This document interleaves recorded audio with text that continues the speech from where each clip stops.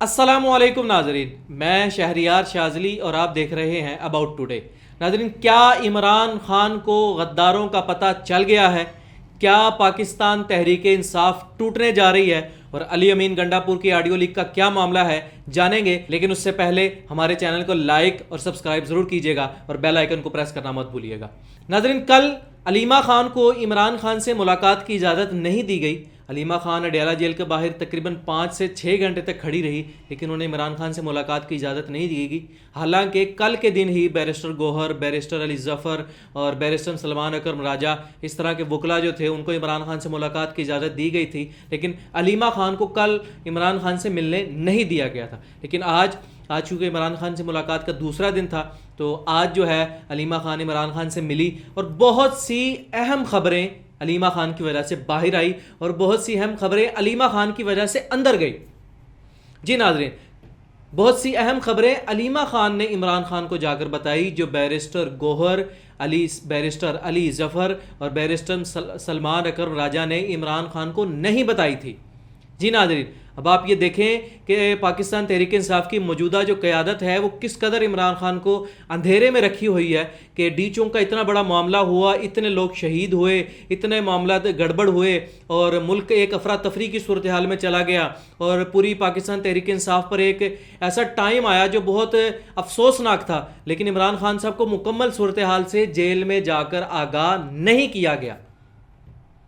Barrister گوہر نے عمران خان کو اندر جا کر وہ چھوٹی چھوٹی موٹی موٹی باتیں بتا دی کہ جی اس طرح ہوا، آپ نے کال دی تھی، ایسے ہوا ویسے ہوا، اور جو ہے بیرسٹر گوہر نے باہر آ کر بتا دیا جی عمران خان صاحب نے کہا ہے، میں اس کی بھی تعریف کرتا ہوں، اس کی بھی تعریف کرتا ہوں، ایسے کریں گے ویسے کریں گے۔ یعنی یہ بات اب ثابت ہو گئی ہے کہ عمران خان کے علاوہ پاکستان تحریک انصاف کی قیادت کمپرومائزڈ ہے۔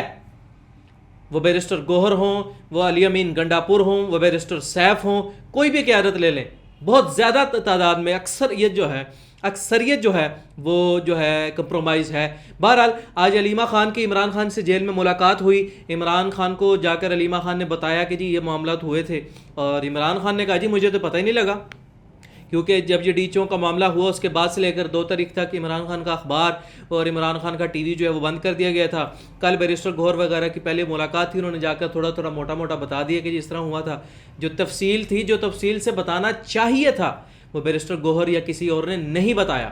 آج بھی علیمہ خان نے عمران خان کو جا کر بتایا کہ کس طرح سے حالات خراب ہوئے اور حکومت نے کس طرح نہتے لوگوں پر گولیاں چلائی، جس کے بعد عمران خان نے بڑا اوپن سٹانس لیا، اور عمران خان نے برملا جو ہے وہ کہا کہ جو لوگ ہمارے شہید ہوئے ہیں اور ان کا مقدمہ ہم عالمی عدالت میں بھی لے کر جائیں گے۔ اور عمران خان نے یہ پوچھا، کل جب بیرسٹر گوہر وغیرہ ان سے گئے تو عمران خان نے پوچھا بھی تم سپریم کورٹ میں کیوں نہیں لے کر جا رہے اس سب معاملے کو؟ اگر کچھ بھی ہوا ہے، اگر آپ کو لگتا ہے کہ سپریم کورٹ کمپرومائز ہے، وہ ہمارے حق میں فیصلہ نہیں دے گی، لیکن آپ تو اپنی صحیح مکمل کریں گے نا، آج نہیں، کل نہیں، سال بعد، 2 سال بعد، 5 سال بعد وہ کیس تو ہوگا نا کہ بھائی یہ جو ہمارے اداروں کے گلے کا پھندا بن سکتا ہے، جو شہباز شریف کے گلے کا پھندا بن سکتا ہے، جن لوگوں نے نہتے پاکستانیوں پر ظلم کیا ان کے گلے کا پھندا بن سکتا ہے، تو کیس ابھی تک نہیں کیا گیا۔ آپ یہ دیکھیں، بیرسٹر گوہر کی طرف سے ابھی تک کوئی کیس نہیں فائل کیا گیا، بیرسٹر گوہر کی طرف سے ابھی تک لاشوں کی صحیح ڈیجٹس کو جاننے کے لیے کوئی کوشش نہیں کی گئی۔ تو ناظرین، یہ آپ کے سامنے ہے کہ بیرسٹر گوہر کس طرح سے پارٹی معاملات کو لے کر چل رہے ہیں۔ یعنی اب یہ بات بالکل بھی ڈھکی چھپی ہوئی نہیں رہ گئی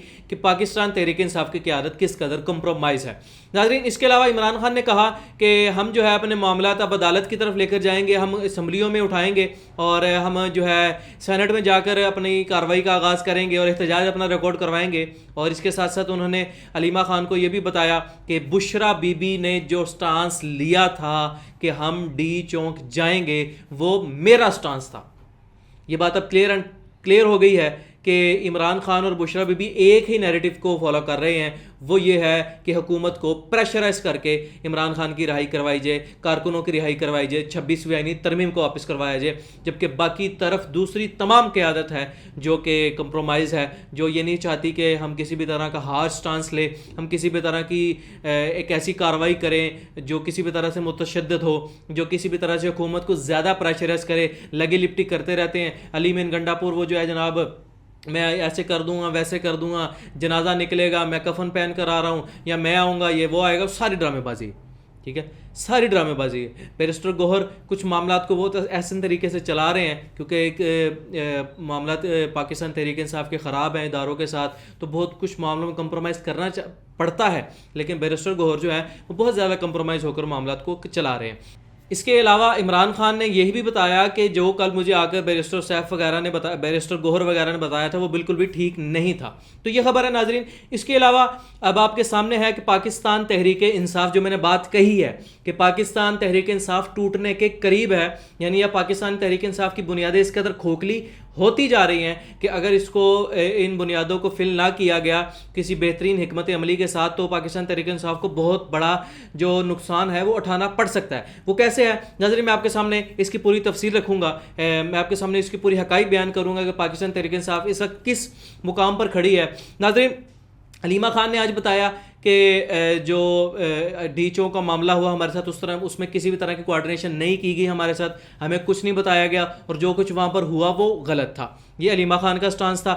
اس دوسری طرف بشرا بی بی کا سٹانس ہے کہ عمران خان نے مجھے کہا تھا کہ ڈی چونک کے بغیر نہیں آنا، ڈی چونک پہ جائیں گے، ڈی چونک سے پیچھے ہم کسی بھی طرح سے کمپرومائز نہیں کریں گے، اس لیے میں ڈی چونک گئی. تو یہ بشرا بی بی کا سٹانس ہے. دوسری طرف مشال یوسف جئی ہیں جو بشرا بی بی کی ترجمان ہیں، وہ بھی یہی بات کہہ رہی ہیں. ناظرین، اسی سب سینیریو میں ہمارے سامنے ایک آڈیو آتی ہے جو ہے علی امین گنڈاپور صاحب کی. علی امین گنڈاپور صاحب مشکوک کردار کے حامل ہیں، وکٹ کی دونوں جانب کھیلنے والے ہیں اور وہ ہر لحاظ سے کمپرومائز ہیں اور وہ بہت زیادہ ڈرامے بازی کرتے ہیں. یہ بھی اب کوئی بات نہیں رہے گی کہ آپ کے سامنے چھپائی جائے اور آپ کو مصلحتاً نہ بتائی جائے. علی امین گنڈاپور صاحب یقینی طور پر رنگ بازیاں کرتے ہوئے، ڈرامے بازیاں کرتے ہوئے پاکستان تحریک انصاف کے کارکنان کے جذبات کی تذلیل کرتے ہیں. ٹھیک ہے، تو علی امین گنڈاپور صاحب کی آج کل ایک آڈیو لیک کی سینئر صحافی منصور علی خان نے، جن کو وہ آڈیو پرووائڈ کی گئی پاکستان تحریک انصاف کے کسی رکن کی جانب سے. یعنی پاکستان تحریک انصاف کے کسی ممبر نے منصور علی خان کو یہ آڈیو دی کہ بھائی یہ ہمارے وزیر اعلیٰ کی آڈیو ہے، اور وہ آڈیو پھر لیک ہوئی. اس میں علی امین گنڈاپور صاحب جو بدمعاش آدمی ہے، اس بات میں کوئی تو دو رائے ہے ہی نہیں، پورا پاکستان جانتا ہے. اور جن لوگ ڈیرہ اسماعیل خان جا کر وزٹ کیا ہوا ہے، ان کے حلقے کا جنہوں نے وزٹ کیا وہ جانتے ہیں کہ علی امین گنڈاپور کس طبیعت کا آدمی ہے، کس مزاج کا آدمی ہے. وہ بدمعاش آدمی ہے اور وہ شہد کی بڑی بوتلیں برآمد ہوئی تھی، وہ سارا ایک کردار ہے ہمارے سامنے. ابھی اس کا کیس آپ کے سامنے ہی ہے، دیکھتے ہیں کیا بنتا ہے. تو میری کوشش ہوتی ہے کہ بلا ثبوت جو ہے کسی کے اوپر ایسا الزام نہ لگایا جائے. ٹھیک ہے، لیکن وہ شہد کی بوتلوں والا معاملہ ابھی تک پینڈنگ پر ہے. ٹھیک ہے، بہرحال علی امین گنڈاپور صاحب ایک بدمعاش آدمی ہے، بدتمیز آدمی ہے. جو ان کی آڈیو سامنے آئی ہے، انہوں نے نہایت غلیظ، نہایت واہیات جو لینگویج ہے وہ استعمال کی ہے مہر شرافت کے اگینسٹ. مہر شرافت جو پاکستان تحریک انصاف کے لاہور سے ٹکٹ ہولڈر ہیں، جنہوں نے مریم نواز کے خلاف الیکشن لڑا ہے اور بڑی اچھی کمپین کی ہے. ایون کہ اب یہ جو احتجاج ہونا تھا وہ اس کی کمپین کے لیے کے پشاور میں موجود تھے. وہ ایک انہوں نے بہت بڑا سا ایک ٹرک کے ذریعے اسٹال بنایا ہوا تھا، جس پر بڑا سا بہت بلہ انہوں نے بنوایا ہوا تھا، ایک کمپین کے لیے ہوتا ہے. تو وہ کے پشاور میں موجود تھے. ٹھیک ہے، یعنی اس قدر خالص کارکن جو ایک نظریاتی کارکن ہے، اس کو علی امین گنڈاپور نے صرف اس لیے گالیاں نکالی کہ وہ علی امین گنڈاپور کو یہ کہہ رہا تھا کہ بھائی ڈی چونک چلو. جی ناظرین، یہ میں آپ کے سامنے حقائق سامنے رکھ رہا ہوں کہ علی امین گنڈاپور کی جو آڈیو لیک ہوئی ہے، علی امین گنڈاپور اس میں مہر شرافت کو جو گالیاں غلیظ زبان استعمال کر رہے ہیں، اس کی وجہ یہ ہے کہ مہر شرافت کی ایک ویڈیو سامنے آئی جو ڈی چونک سے کچھ پہلے تک کی تھی، جس ویڈیو میں مہر شرافت علی امین گنڈاپور کے بارے میں بات کر رہے ہیں کہ بھی علی امین گنڈاپور آگے کیوں نہیں جا رہا، علی امین گنڈاپور کو ڈی چونک جانا چاہیے. تو یہ بات کی ویڈیو وائرل ہوئی. گنڈاپور نے وہ ویڈیو دیکھی، جس کے بعد گنڈاپور نے مہر شرافت پر اپنی جو گندی زبان ہے اس کا ایک گندی زبان کا استعمال کیا.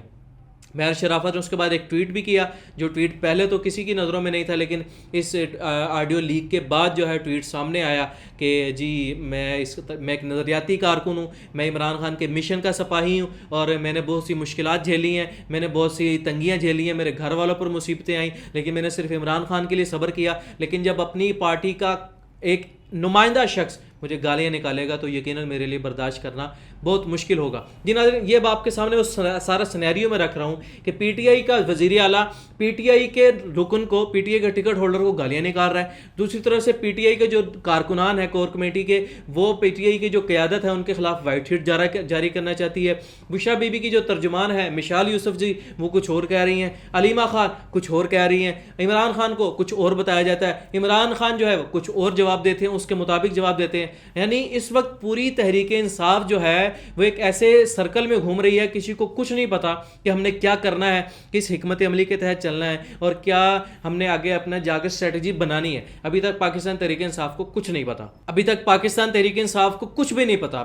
سلمان اکبر راجہ جو ہیں وہ کل ایک شو میں آئے ہوئے تھے. انہوں نے یہ بھی بتایا کہ جی وہ جو ایک بات چل رہی تھی کہ بشرا بی بی نے جو کمیٹی کا سیاسی کمیٹی کا اجلاس تھا اس میں گدھ کا لفظ استعمال کیا، بغیرت کا لفظ استعمال کیا. سلمان اکبر راجہ نے برملا کہا جی میں نے ان کو وہیں پر روکا تھا کہ جی آپ اس طرح کی زبان استعمال نہیں کر سکتی، یہ ہمارا ایک تضحیق ہوتی ہے اس طرح کرنے سے. تو سلمان اکبر راجہ آپ دیکھ لیں اس طرح کے، یعنی کہ پاکستان تحریک انصاف کا ہر جو لیڈر ہے، جو اس وقت نمائندہ ہے، وہ ایک دوسرے پر انگلیاں اٹھا رہے ہیں. تو اگر ایسے ہی معاملات چلتے رہے تو وہ دن دور نہیں ہے کہ جس طرح سے اداروں کی اسٹیبلشمنٹ کی پاکستان کی سیاسی جماعتوں میں انوالومنٹ ہے، اور پھر جو ہے دوسری سیاسی جماعتیں بھی ہیں، ان کو اگر سپیس مل گئی تو یہ دن دور نہیں پھر کہ پاکستان تحریک انصاف کے پاس صرف کارکنان رہ جائیں گے. ٹھیک ہے، کیونکہ کارکنان ہی ایک ایسی پاور ہے، نظریاتی پاور ہے جو پاکستان تحریک انصاف کے ساتھ پچھلے 2-2.5 سال میں چل رہے ہیں. باقی ہر لیڈر جو ہے وہ یا تو کمپرومائز ہو کر پریس کانفرنس کر چلا گیا، یا اپنا استعفیٰ دے کر چلا گیا، یا وہ جو ہے دوسری پارٹی کے لیے کام کر رہا ہے. تو یہ ہمارے سامنے ساری صورتحال ہے. ناظرین، مزید کچھ خبریں شامل کریں گے. ڈی چوک میں جو کچھ ہوا، جو ظلم پاکستان کے اداروں نے کیا، وہ اب کوئی بھی اپنے سر پر لینے کے لیے تیار نہیں ہے. یہ میں آپ کو خبر دے رہا ہوں ناظرین کہ وہ عمران خان کی کارکنان پر جس طرح سے ظلم کیا گیا، جس طرح سے عوام اس دن نکلی، جس طرح سے پاکستان کے اداروں نے اس کو ٹریٹ کیا، وہ اب پوری دنیا کے سامنے ہے. آپ جتنا مرضی جھوٹ بولتے رہے، شہباز شریف جھوٹ بولتا رہے، عطا تڑر آ کے ٹر کرتا رہتا ہے. ٹھیک ہے، اور وہ آ کر جتنا مرضی جھوٹ بولتا رہے، جس کو مرضی. آپ محسن نقوی کا کردار پچھلے 2.5-3 سالوں میں ہمارے سامنے ہے. ٹھیک ہے، تو جو مرضی کر لیں، پوری دنیا کو پتہ ہے کہ کس نے گولی چلائی، کیوں گولی چلائی گئی. اور لیکن اب شہباز شریف صاحب نے بڑے سیانے بنتے ہوئے جی انہوں نے 2-3 دن پہلے یہ بیان دے دیا کہ جی ہم آرمی چیف کے بڑے مشکور ہیں، انہوں نے ہماری بڑی مدد کی اس موب سے نمٹنے کے لیے. انہوں نے آرمی چیف کے سر پر ڈالا، اور انہوں نے آرمی کے سر پر ڈالا، اور آرمی نے کل اپنا جو ان کا ٹاؤٹ ہے، اور وہ ٹاؤٹ جو اپنے آپ کو یہ خوشی محسوس کرتا ہے کہ مجھے آرمی کا ٹاؤٹ کہا جائے، فاصل واڈا جو ہے، اس نے آ کر کہا جی یہ تو آرمی نے نہیں کیا، یہ تو بہت بڑا ڈیزاسٹر ہو گیا، لاشیں نہیں گرنی چاہیے تھی. تو ناظرین یہ بات اب آپ سمجھے کہ یہ لاشیں اگر پاکستان تحریک انصاف، میں مشورے جو میں نے آپ کو بتایا کہ میں پاکستان تحریک انصاف کو کچھ مشورے دوں گا جو پاکستان تحریک انصاف کے لیے کارآمد ثابت ہوں گے، وہ میں آپ کو بتاتا ہوں کہ اگر پاکستان تحریک انصاف ابھی بھی، حالانکہ ابھی تک بالکل بھی اچھے طریقے سے مینیج نہیں کیا گیا، اگر پاکستان تحریک انصاف اب بھی اچھے طریقے سے اس سارے معاملے کو لے کر چلے، اس سارے معاملے کو بیٹھ کر تمام جو ان کے سٹیک ہولڈرز ہیں وہ بیٹھ کر ایک حکمت عملی بنائیں، تو یہ لاشوں والے معاملے پر گلے سے پکڑ سکتے ہیں، اداروں کو بھی، شہباز شریف کو بھی، اور یہ جس نے بھی یہ اس برے کام میں اپنا حصہ ڈالا. لیکن اگر پاکستان تحریک انصاف ایسا نہیں کرتی تو آپ یقین جانیں ان شہداء کا خون بھی پاکستان تحریک انصاف کے سر پر ہوگا.